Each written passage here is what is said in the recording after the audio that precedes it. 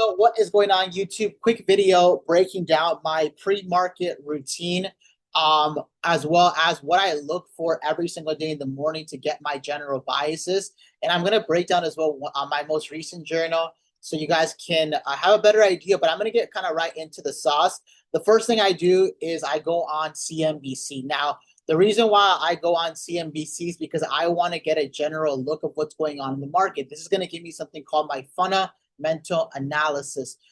This doesn't mean, again, I preach this. If you watch any of my other videos that I post, this doesn't mean that because it says, stocks or S&P 500 rise, I'm going to get right into a buy right away, because this is not the reason why I get into a buy or sell, but it just gives me a general bias. So I look at the headlines. I don't really care to basically read the article. You're more than welcome to kind of do that, but I like to look at, okay, what is the headline telling me? What are the key words? And again, if you watch any of my other videos, I speak about this religiously. I look at words like rise. I look at words like fall.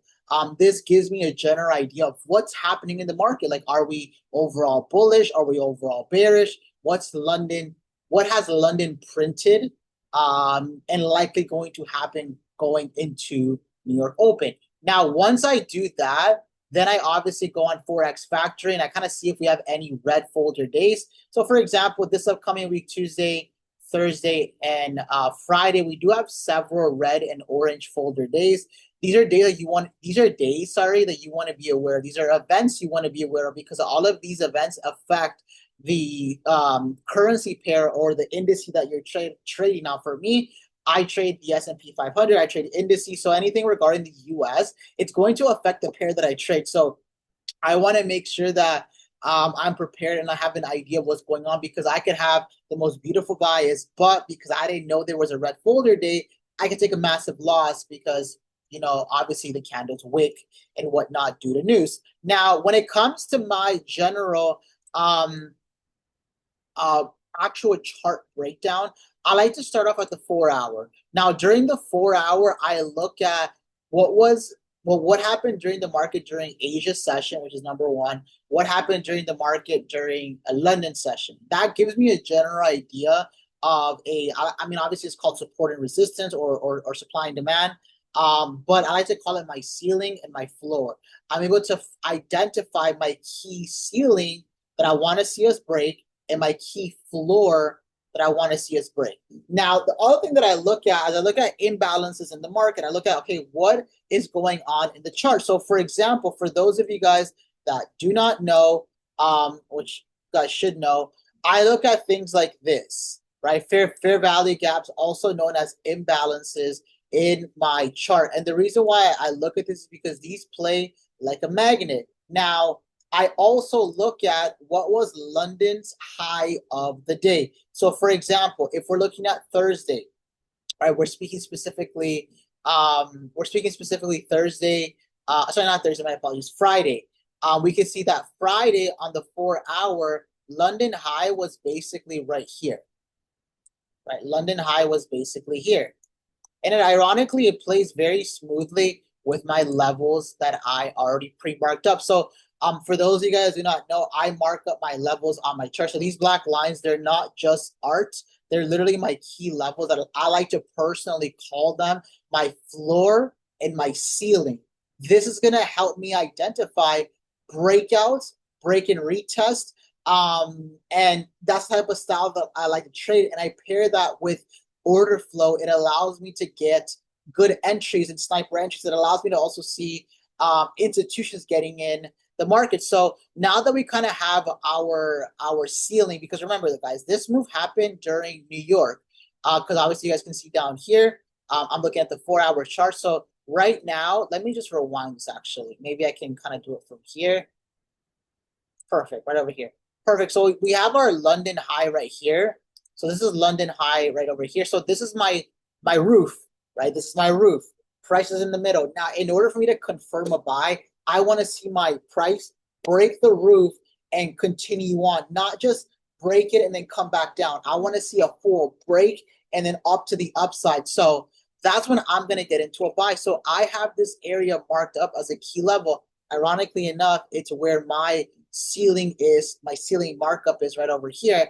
And then I look at my floor. So I look at basically what happened in the past, when we were at this floor, which is 6350. So obviously at 6350, we could see that we basically flushed right off this area here, which was on Tuesday, the Tuesday of that week at 9 a.m. during New York. We actually had a bearish move, which I was able to kind of catch off of that. So once I kind of identify my floor, my ceiling, and what I'm basically looking for, now I'm able to see, okay, what could happen in the market. So now I go on the 1 hour chart. So once I go on the 1 hour chart, I'm able to see kind of more of a story. I'm able to see something called market structure a little bit better. Now, again, ignore the big move. Obviously, we know what happened. It's a no-brainer. But as of right now, on the hourly chart, I know that 6 a.m. was a high of the day right over here. So I want to personally see us break this area for me to confirm buys. And I'm going to show you my journal on what I was looking for so you guys can understand. Now, once I kind of look at that, I want to see us break this. My personal strategy, and this is my personal thing. You guys don't have to obviously follow it to a T. I like to trade off whole numbers. Now, what do I mean by whole numbers? I mean like 6370, 6360, 6350, 6340. Why? Because I personally find, like this is me through back testing hours upon hours upon hours upon hours. I do this a lot. I notice that S&P 500 specifically, moves extremely well off whole numbers, meaning institutions like to push price either bullish or obviously bearish from this area. So that's what I'm looking to see what prices, what's the volume, what liquidity does during these times when prices at my key level. So once I kind of see that, then I go on my 5 minute. Now I'm able to identify, okay, you know what? For us, I mean, obviously you guys can see here, I like to look at break of market structures. I like to look at higher highs getting swept, liquidity getting taken off the table. I like to look at price ripping, maybe a retest. I also like to look at fair value gaps, engulfing candles, either bullish or bearish, for me to confirm my bias. And then on top of that, I look at basically my thing right. Oh, sorry, this thing right here. I think it went away. Called order flow. So this thing right here is called order flow. I'm not gonna go too much in depth with it, but order flow. This right here is the volume profile. It shows me what's going on in the market, meaning where is the most volume happening. And ironically enough, it's always at my either ceiling or my floor levels, where price likes to rip from, which is basically my whole number. So again, now you guys are seeing 2 and 2 why I'm kind of doing that. Now, obviously, I wanted us to break these higher highs, and I wanted to confirm a break of market structure, a BMS, which you guys can see right here. And then obviously I was able to get right in here to my whole number, and I was actually able to ride this move up to this area, and I'll explain to you guys why in a second. And then I'll place my stop loss. I like to generally risk about 6.5, 6.6 points per position, generally giving me about a 3 to 2.5 R multiple on every single one of my trades. Now, fast forward, or my bad, rewinding why I put my take profit at this level, and then obviously the ideal spot was at the 400, was because if you guys notice on my 4 hour chart, we had an imbalance up here. So this kind of gave me the idea that if we have a BMS, a break of market structure off my key level, which was basically 6360, going to 6370, then we would likely come and gather the liquidity up here. Now, we actually did, break and close, created a lower high on the 4 hour, and we were able to gather this liquidity. Now, what I think is going to happen following next week, it might drop a little bit and then continue to move right back up to these higher highs. So that's basically what I look for, guys. That's literally what I am seeing every single time I'm trading. Now, breaking down the exact trade that I took, kind of word for word, so you guys can have a better idea of like why I did it. And I'm gonna kind of walk you guys through my whole process. Obviously, this is my trading journal. And again, guys, it's very, very, very, and I'm gonna repeat this again, extremely important that you guys are always journaling your positions because you're not gonna know what you're doing wrong. You're not gonna know what you're doing right, and you're not gonna overall improve. Whatever you cannot measure, you cannot track. Whatever you can't track, you cannot measure. So going back to what I was saying, the first thing I look for, I look at the CNBC app. I look at what is the pre-market article of the day. Are we pre-market bullish or are we pre-market bearish? Now, I basically look for the keyword. So obviously, pre-market article is bullish. The keyword is rise. Stocks futures rise after Dow Jones posts a loss on Thursday's trading. So basically, we dumped. I mean, I was talking about this earlier. We dumped all the way down here, created lower lows, and then obviously during London, we shot back up. We consolidated a bit. Oh, sorry, later New York. My apologies. Later New York, we consolidated back up, and then during Asia, we kind of went back up here, and then we are kind of in this consolidating phase around 8, 9, 20 in the morning the following day. So we were very close to this imbalance right over here. And you can actually see that I put an arrow here, and I put an arrow of where I would believe we would drop if we didn't hold 63.40. You guys can see that I have my alert set. So based on what I was kind of seeing, I'm going to kind of put it to you guys in the scope from my point of view. So I wrote this. I said, so for my markup this morning, what I'm looking at is we were consolidating a lot during London session. You guys can see here, nothing really happened, which is actually true. We didn't really create any highs or any lows, not really giving me any idea what we're going to do. Now, what does consolidation means? It means institutions are getting set with their pending orders, whether we're bullish, whether we're bearish. So now my job is to identify, okay, you know what? Based on previous data, if we break my ceiling, then the next ceiling will probably be up here. If based on my previous data, if we break my floor, the next floor will be down here. So I wrote this. I wrote that I want to see how the volume profile and the delta footprint react at my key levels. If we are bullish, I would like us to see us fill the imbalance of 6,400. If we're bearish and we fail to hold 6,330, obviously I'm looking for us to drop down to 6,300.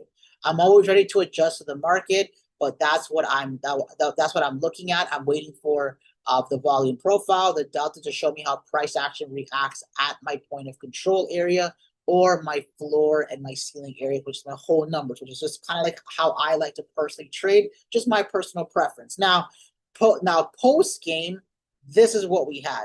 Now I'm going to explain to you guys thoroughly, as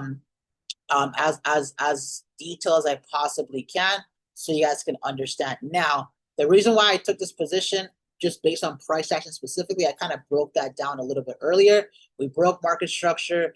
We kind of had a retest at the fair value gap right over here, gave us an opportunity to enter the position, and then we're off to the races. We had a lot of volume cluster here, meaning a lot of volumes favoring buyers were coming in. Just you looking at the volume profile chart right over here, you guys can see there's a lot of selling pressure coming in with little to no, a lot of buying pressure coming in, my apologies, with little to no selling pressure defending their position. So this is a clean move up. And then on the delta footprint, which is basically, it shows me a skeleton of what's going on within the candle. You guys can see that we had basically an imbalance on price action. We also had a delta stacked imbalance. My apologies here. Again, in my previous video, I talk about this a lot. In my YouTube, I have shorts where I kind of break down order flow as well. Well, you guys can see that we had a green little line here, a green little line here, a green little line here. Let me see if I can zoom in a little bit more, just so you guys can have a better idea. Right over here. So if you guys notice here, and here, there's like a green little line, almost looks like a little a little line right beside this number here. So this means that we had aggressive buyers at these 3 blocks, and that these 3 blocks were 300% greater than these blocks. So you guys can see that right here, we had little to no sellers, like literally zero sell orders. And we had over 799 million contracts executed favoring buyers. Then from there, we had a secondary candle form. We had a single imbalance here where this was 300% greater than this order. And then obviously that netted us a 3.3 million contracts executed, again, favoring buyers.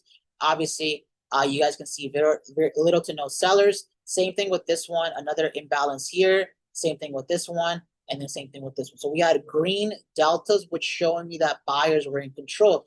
I also look at how dark the color of the green is or the color of the red is. It shows me how aggressive these buyers and sellers are. Now, going back to my journal itself, I'm gonna break down exactly what happened. So I wrote here, the reason why I took these SPX long positions was because, as I mentioned earlier, there was liquidity that needed to be swept at 6,400. I was looking for a return to the imbalance zone on the 4-hour chart right before and during open. We saw a lot of consolidation and choppy movement. In my experience, this type of price action often signals that the market is building up for a big move. Now around 9:35, 9:40, there was a noticeable change in character and price started moving smoothly right over here. I wanted to see us break 63.70 to confirm and me to have confidence in longs, meaning buys. Once we broke and closed once we broke and closed above my ceiling, it confirmed my long, which was 63.70. And then again, once we broke that level, we closed above it.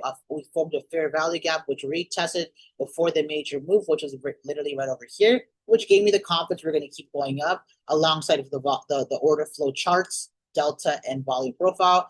And on the volume profile, there was heavy activity in the area with aggressive buyers stepping in around the value area high and pushing price towards pushing price above, the point of control. There were also multiple volume clusters and a few high volume nodes, which just basically means that these little like lines were pointing very close to the candles. Again, the bigger the line is, the more volume is coming in, which is typically where price likes to kind of take off from, and it's like quote unquote the best entry, so to speak. But I like to look for breakouts for my personal ceiling and roof areas, or ceiling and floor areas. And of course, the volume profile's point of control was here. The ideal best time to get in was right here, but I'm not getting into my trade at 9 in the morning. I want to see market open. And then on the Delta footprint chart, at the 9:45 candle, showed us a stacked imbalance. I've already explained to you what that is, which gave us the first initial up, which included a 7.99 contracts executed favoring buyers, and then 3.03 million contracts executed favoring buyers, followed by a 3.92 contracts executed again favoring buyers. And then an additional imbalance, and then of course a 1.67 million contracts executed favoring buyers. And of course, got to give credit to God. Once we created higher highs and we broke above the value area, I decided to close my trade a little early at about 17.3 points in profit, as we were very close to my target. While this wasn't an A plus setup, sorry, I wrote that wrong. This was an A plus setup. Typo. This was an A plus setup. I'm very proud of the execution and growth. I know I have the skill and I'm ready for the opportunities ahead. All glory to God. So excuse my little typo there. Sometimes when I do this kind of late, so maybe I was a little tired. But nonetheless, guys, this trade played out perfectly. They played out perfectly from start to finish, and that's basically what I kind of do every single day in the morning. That's how I get my bias. That's how I get my key levels, and that's how I actually keep my position. And that's what I kind of think about every single day when I'm trading. Hopefully this video brought you some value, and you're able to get an idea of what I look at and take a little bit nuggets here and there and apply it to your trading game. So I think trading works. You just have to basically lock in and just hone on to the skill set and hone on to your strategy. Hopefully, guys, like I said, this video brought you some value. Make sure you like, comment, and subscribe, and I'll see you guys on the next one. God bless you a ton, and I'll see you at the top.